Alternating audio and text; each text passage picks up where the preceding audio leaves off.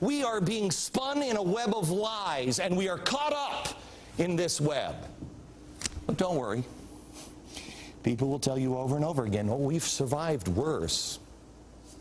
No, we haven't. I spoke to Overstock.com CEO and founder Patrick Byrne, who says he believes Goldman Sachs is a criminal organization. I want you to take a look. This is as if we bailed out the Corleone family and then they turn around 2 quarters later and have a record quarter. There's a writer at the Rolling Stone, Matthew Taibbi, who's written some of the best coverage of this financial calamity is from Matthew Taibbi at the Rolling Stone, and he has summarized this all in one sentence. This is rich bankers bailing out rich bankers on your credit card. That's the simple summary. Patrick, I don't know, I think you would agree with me that Wall Street owns our government. I mean, it is. Go ahead. Oh, absolutely. Economists have a term for it.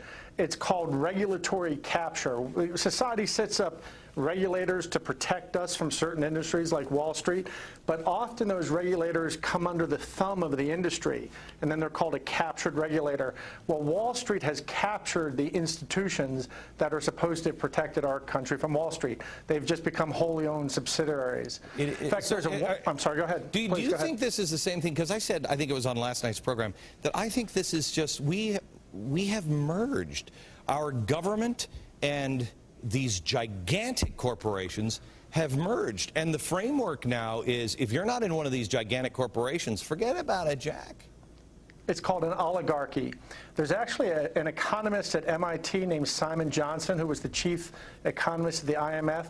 He's been giving, and he's been giving some wonderful lectures on this, where he says this is just like the IMF. What we're facing in this country is like when the IMF went into Argentina, Indonesia, Russia. What you have is an oligarchy, a group of powerful folks who basically hijacked the government, and they get out of control. They make a lot of money for a while. They get over leveraged, then it collapses. And he says his job at the IMF was to go into places like Indonesia, and they always end up with a new leader who's a bold, young visionary that everybody loves. But the IMF's job is to go in and look them squarely in the face and say, is this guy, is he happy talk, or is he willing to really stand up and do the things that you have to do to break the back of the oligarchy? Well, the United States, and this is this economist Simon Johnson, he says, look, that's exactly the situation you're in here.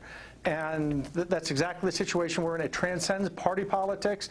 We have an oligarchy who has captured Washington, D.C., and they have just prevented, they manufactured this, not deliberately, it went much farther, but they manufactured the loopholes that let this happen, and they're doing everything they can do to keep those loopholes from being closed.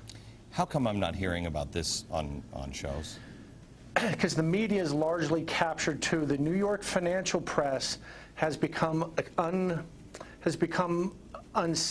an unsavory degree close to the financial community on whom it reports. So they will not report the kind of news and evidence. You only see it at the fringes, but from very respectable people like William Black, Simon Johnson, you now. It's great. It's great that the message is breaking through the smokescreen. This is how, you know, I wonder if it's good or if I'm suddenly on a really dangerous boat to hell. Hey, don't worry. It's just that everybody else won't talk about it because, you know, they're the most powerful people in the world. Okay. Thank you so much. Let me go to Ron Paul now. He's the congressman from Texas. Congressman, I draw this spider web up here, and I see it, and I think to myself, at the center of this really is the Fed. They're in this thing all the way around, and yet you want to talk about powerful people. You've got a majority of congressmen that are willing to say, we need to open up the books of the Fed. You can't even get this thing brought to the floor now. Why is that? Well, so far we haven't been able to. We have 273, which includes almost 90 Democrats, so the large majority of the congressmen want it. They don't want it because they really understand the issue and and they're not motivated by philosophy as much as the fact that this has struck a chord with the American people, and the American people are demanding more transparency. So I think this is very good. Now, I think we had the first demonstration last week when Jim DeMint tried to bring it up in the Senate. Even though he was doing exactly what they had done 4 times on that same bill, they ruled him out of order and said, well, you're not following the rules. That means the information is coming up from above and on down. That means from the administration and leadership, both Republicans and Democrats. So who's blocking it? Can you name names? Who's blocking it? Well, I don't know the individual, but I would know one thing. If Obama wanted change and change of this system, at least exposure, he could do something. But you know, he got nearly $1 million from Goldman Sachs.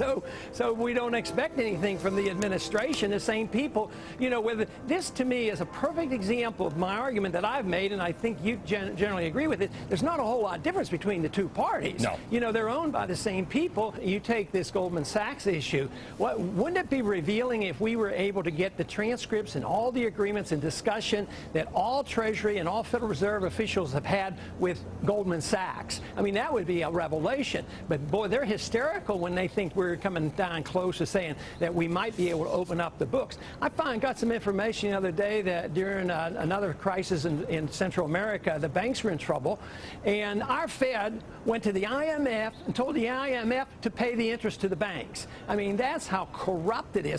And the whole thing is as this system continues to falter, they're not going to give up. They're going to move all these shenanigans over to the IMF. They're going to have a world organization. So the powerful elite then will have a world currency. That's what they're being planning for right now. So we as a people really have to wake up. My effort is exposing the Fed, opening up the books. The American people want it, and we have both Republicans and Democrats demanding it. But you made the right point. How are we going to get the leadership to do what the American people are demanding? How much time do we have, Ron?